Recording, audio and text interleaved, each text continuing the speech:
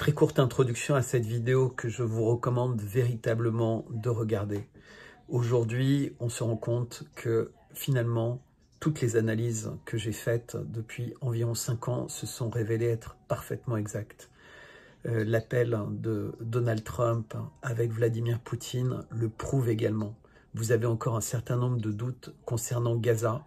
Eh bien voilà, cette vidéo qui correspond à mon analyse, la vidéo est toujours en ligne, elle date de janvier 2024. Écoutez bien ce que je dis en janvier 2024. Écoutez attentivement, la vidéo est courte, je vous invite à la partager.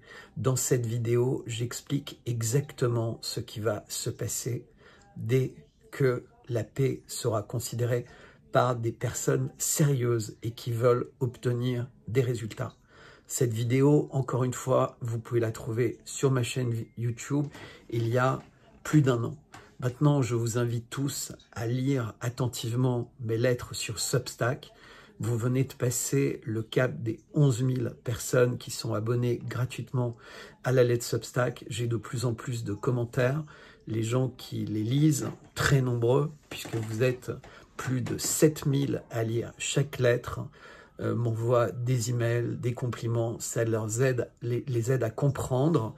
En quelques minutes par semaine, vous avez beaucoup plus d'informations que vous ne pouvez en trouver nulle part ailleurs chez les marchands du temple. Alors je sais que ça peut vous paraître, pour ceux qui me regardent pour la première fois, un peu prétentieux. Appelez ça comme vous voulez. Maintenant, regardez cette vidéo jusqu'à la fin. Vous vous ferez une très bonne idée.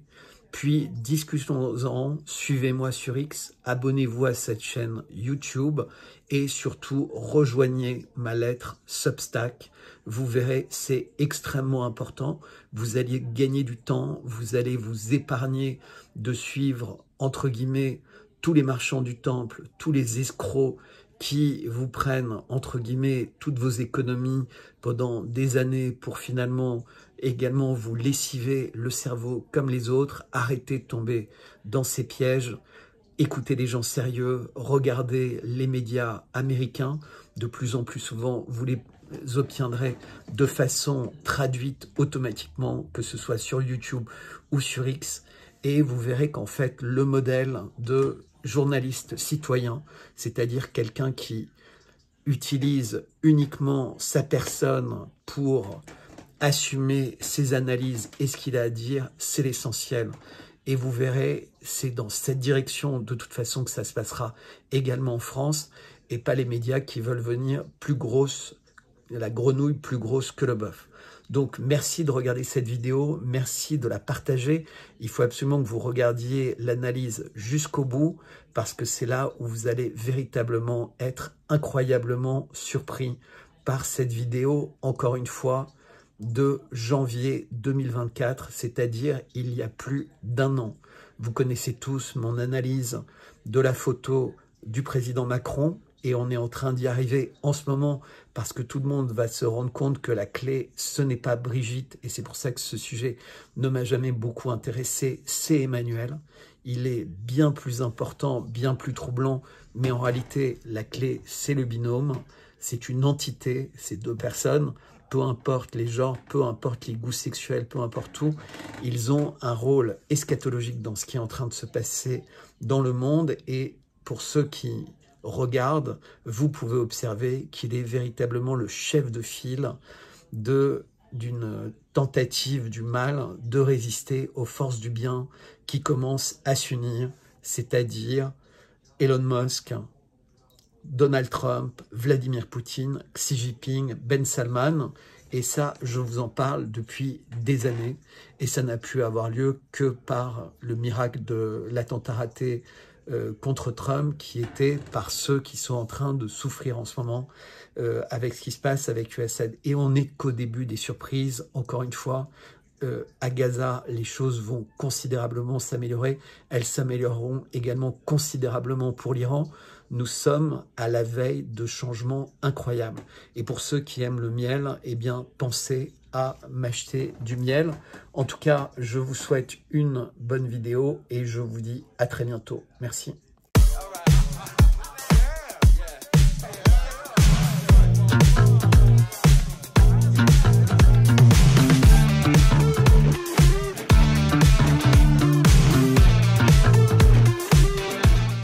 quelques mots, le plus simple pour me contacter, c'est de m'écrire à bertrand@55bellechasse.com. Bertrand, B-E-R-T-R-A-N-D, @55bellechasse.com, 55 B-E, 2-L-E, C-H-A, 2-S-E.com. Bertrand@55bellechasse.com. Et de là, je pourrais vous expliquer pour le miel, je pourrais vous expliquer pour Substack. Ceux qui ne trouvent pas directement mon compte Substack, c'est substack.com et mon nom c'est Bertrand55. Mais encore une fois, n'hésitez pas à m'écrire. Et si vous vous intéressez au miel ou à tout ça, de toute façon, c'est le meilleur moyen, c'est de me contacter à cette adresse. C'est moi qui réponds, parce qu'encore une fois, je réponds directement, je commande, je fais les vidéos, je fais les montages vidéo, etc. Peut-être que c'est moins beau, moins léché que d'autres, mais ça n'a pas d'importance. L'important, ce n'est pas le flacon, c'est le contenu.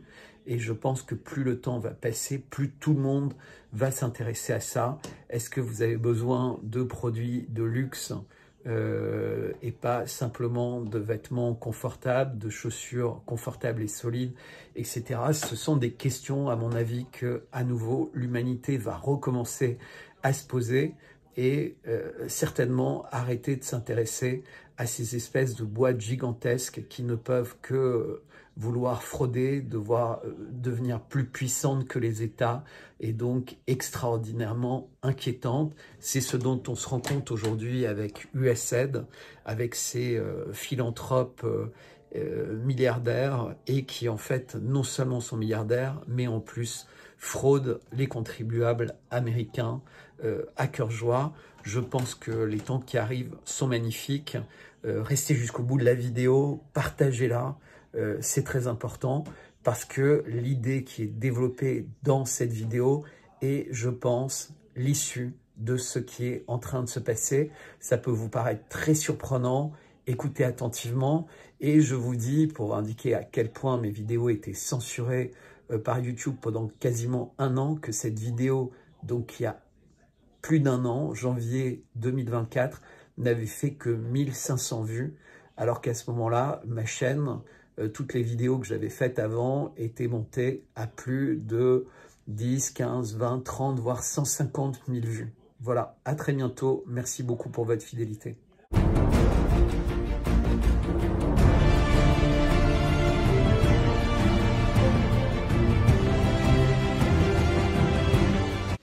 Alors bonjour ou bonsoir, selon l'heure à laquelle vous regardez cette vidéo. L'Afrique du Sud a attaqué à La Haye le gouvernement israélien pour acte de génocide. Donc même pas nettoyage ethnique, génocide. Mais c'est dans le cadre du nettoyage ethnique que je voudrais parler en première partie. On voit bien que systématiquement, les gens sont poussés par les bombes, par l'impossibilité de continuer à vivre, puisqu'il n'y a plus d'électricité, il n'y a plus d'eau, il n'y a plus de moyens de se chauffer, de se nourrir, il n'y a plus évidemment de magasins organisés. Je ne sais même pas s'il y avait des magasins organisés, comment ils pourraient fonctionner en termes de monnaie, à part du marché noir avec éventuellement des dollars ou des euros ou des roubles ou des yuan ou des shekels, enfin bref. Et ça doit être un cauchemar. De toute façon, il n'y a plus d'économie organisée, il y avait déjà un niveau de chômage pas possible. Donc, toutes les personnes présentes, et quand on prend la définition de nettoyage ethnique, c'est difficile d'utiliser un autre terme. Et de toute façon, beaucoup de ministres l'ont dit, répété, et même le Premier ministre Netanyahou, il y a quelques jours, affirmait que, quelles que soient les décisions qui seraient prises à La Haye, rien ne pourrait l'arrêter et arrêter son gouvernement et son armée à aller au bout du travail. Sauf que, contrairement à Vladimir Poutine qui au début de l'opération spéciale, et je ne veux pas faire de parallèle encore une fois, les deux sont complètement différentes, mais c'est pour expliciter la différence de manière de communiquer, a toujours expliqué pourquoi il avait agi, dans quel cadre, et à chaque fois il avait donné beaucoup de temps entre les annonces et les actes, puisqu'il avait annoncé dès octobre que si rien ne changeait, quelque chose se passerait. Alors, il n'avait pas donné de date, puisqu'évidemment, il espérait un apaisement et il espérait être écouté dans ses demandes, ce qui n'avait pas été le cas. Cette fois-ci, ça n'a absolument pas été le cas. Et on a vu que malgré la trêve humanitaire, entre guillemets, pour les échanges d'otages, qui s'est prolongée un peu plus longtemps que ce qui avait été prévu initialement, ce qui a permis à beaucoup d'otages de retrouver leur famille. Et ça, c'est une nouvelle formidable, parce que je pense que c'est absolument terrible d'avoir des otages, mais c'est encore plus terrible d'avoir des morts. Et donc, si on ne peut pas faire de hiérarchie dans la douleur des individus entre les malades, les amputés, les morts, ceux qui ne peuvent plus dormir depuis des semaines et des semaines à cause des bombes, ou qui ont sans cesse des problèmes de santé à cause de l'eau et de la nourriture et de la qualité de la nourriture, ou d'autres problèmes qu'il peut y avoir, ou même tout simplement d'avoir perdu toute leur famille.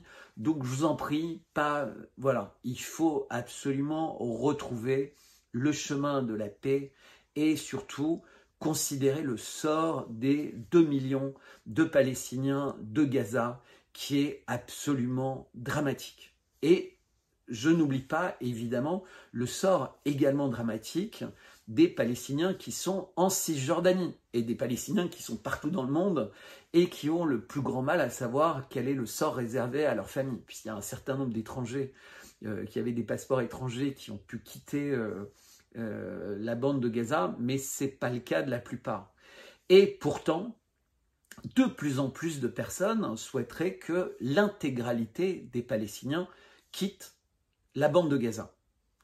Et là, on voit bien cette espèce d'objectif, alors tout le narratif évidemment qui était anticipé longtemps avant, puisqu'on se rappelle les documents de Wikileaks qui étaient apparus quelques temps après le 7 octobre et qui montraient, semble-t-il, que tout ça avait été étudié, avait été évalué avec beaucoup d'attention et dans l'objectif d'obtenir que Gaza en fait soit vidé de ses habitants et conquis par Israël pour en faire. Alors il y a plein de choses, il y a des gens qui évitent et évoquent un canal Ben Gourion qui prolongerait en fait la mer Rouge.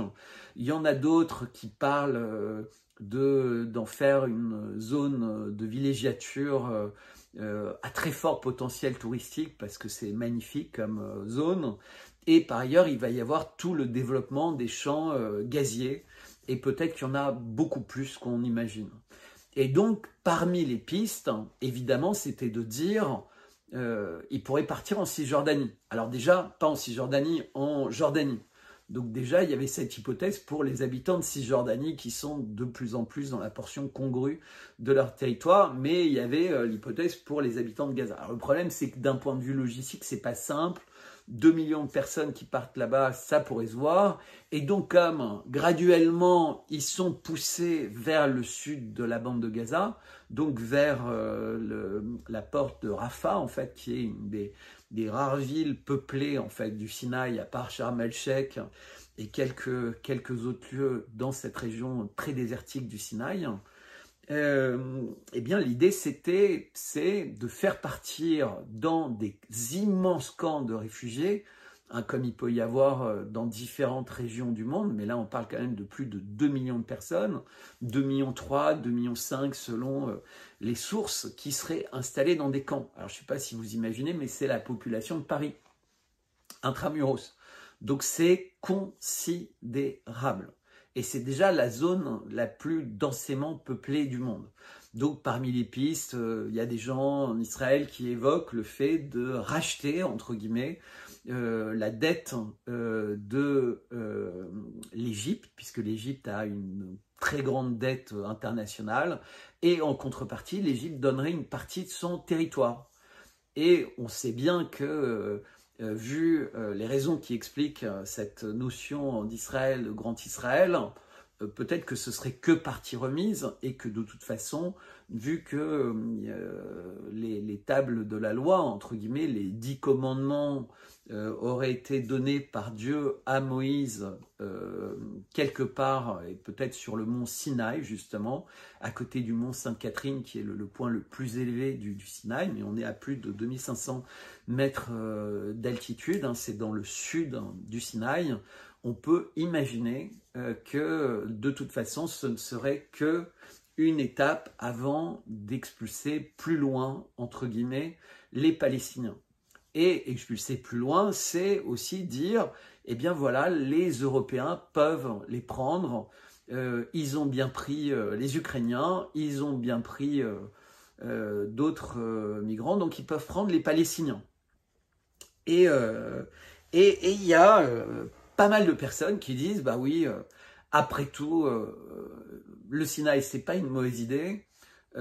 Gaza est invivable pour très longtemps. Et donc, pourquoi pas? Israël est un pays qui fonctionne bien. La solution à 2 États paraît complètement impossible et compromise avec cet événement. Donc, il vaudrait mieux qu'Israël soit juste pour les Israéliens et que les Palestiniens quittent définitivement Israël. Évidemment, c'est pas du tout le droit international, c'est pas du tout les positions qui ont été adoptées par la plupart des pays non occidentaux, qui s'expriment très peu sur cette question, qui expriment qu'en fait ils ne souhaitent pas l'expulsion par la force des Palestiniens, mais si finalement les Palestiniens acceptaient parce que les possibilités de partir étaient agréables, mais ce qui revient en fait au même, hein. On sait bien les obligations pour les injections, ce que ça veut dire, c'est graduel, et puis à la fin, en réalité, c'est quasiment obligatoire si on veut manger, prendre un café, aller au magasin, aller travailler, respirer, voter, être soigné, aller voir ses parents. Enfin, voyez comment quelque chose qui n'est pas obligatoire peut être, entre guillemets, pire qu'obligatoire. Et donc, beaucoup de gens expriment ça et de façon très convaincante. Et moi, j'ai une idée très différente. J'ai découvert, un peu par hasard, j'en avais entendu parler, mais qu'il y a plus de 150 000, alors les sources vont de 150 000 à 250 000 et certaines bien au-delà, d'appartements qui sont dits des appartements fantômes en Israël qui ne sont pas occupés. Ce sont des appartements qui ont été achetés par beaucoup d'Occidentaux, Français, Américains, à titre spéculatif, en général toutes dans des bonnes zones, entre guillemets, mais qui sont vides. Et c'est-à-dire qu'en fait, ils pourraient être utilisés directement. Ils pourraient même être réquisitionnés dans un geste de bonne foi et de bonne volonté par l'État d'Israël en disant bah, écoutez, le temps que Gaza soit reconstruit, vous ne pouvez pas passer votre vie dans des conditions aussi détestables. Et nous, on est le pays qui a souffert du génocide, on est le pays qui a eu la chance de pouvoir s'installer sur les terres de nos ancêtres. Eh bien, vous, les Palestiniens, cette région, ce sont aussi les terres de vos ancêtres. Et donc, puisque vous venez de subir une guerre et qui a détruit très largement vos familles, etc., nous vous donnons la possibilité, pour les 2 ans que prendra la reconstruction complète de Gaza, avec l'aide du monde entier, de vous installer dans les appartements fantômes. Et à l'issue des 2 ans, vous pourrez décider de retourner dans un Gaza réparé, restauré, etc. Ou vous pourrez décider de rester en Israël, où vous serez évidemment bienvenus, parce qu'Israël n'est pas un État apartheid, Israël n'est pas un État raciste, Israël est un État qui est ravi d'accueillir tous les Palestiniens qui ne sont pas terroristes, et donc en particulier les femmes, les enfants, et évidemment les handicapés, les amputés, les malades, etc. Parce que c'est tout à fait normal, puisqu'on a bénéficié pendant tellement de temps de la générosité internationale, des centaines de milliards des États-Unis, de l'Europe pour faciliter notre construction et notre défense. Et là, évidemment, on n'aura plus aucun problème avec nos voisins qui verront à quel point nous sommes un pays exemplaire puisqu'on a décidé de mettre à disposition de ceux qui en ont le plus besoin dans la région d'appartements qui sont des appartements fantômes. Alors voilà, c'est ça mon idée.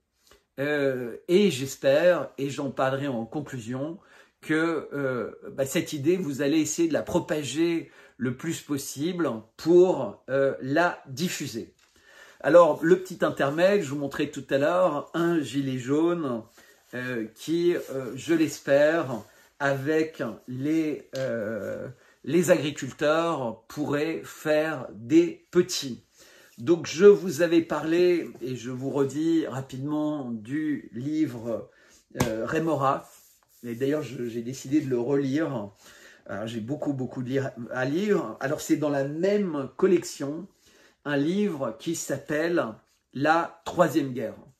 Et vous allez voir à quel point les auteurs qui travaillent chez cet éditeur sont vraiment extraordinairement bien informés. Alors, je vais juste vous dire que c'est un livre qui finit en 91, donc, et qui a été publié en 2014, donc il y a une dizaine d'années, et on voit également se dessiner une guerre hybride entre ce qu'on appelle les élites et les peuples.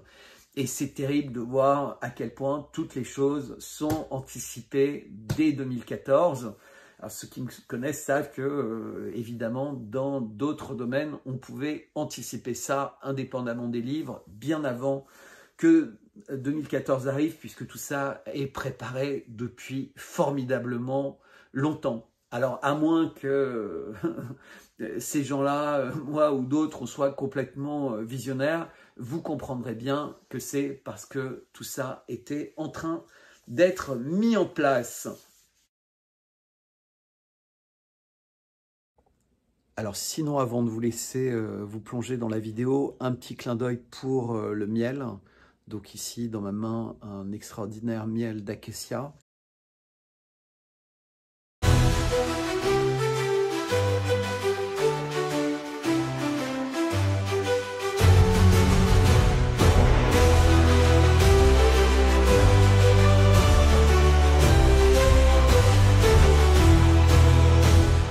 Loud and more loud, the crowd will swell, the people shouts responding well, o'er the land in glad news tell.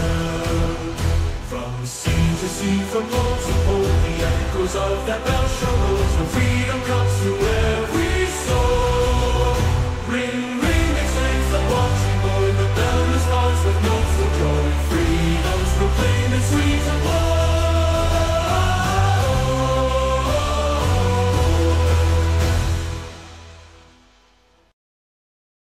Abonnez-vous, s'il vous plaît, à mon Substack.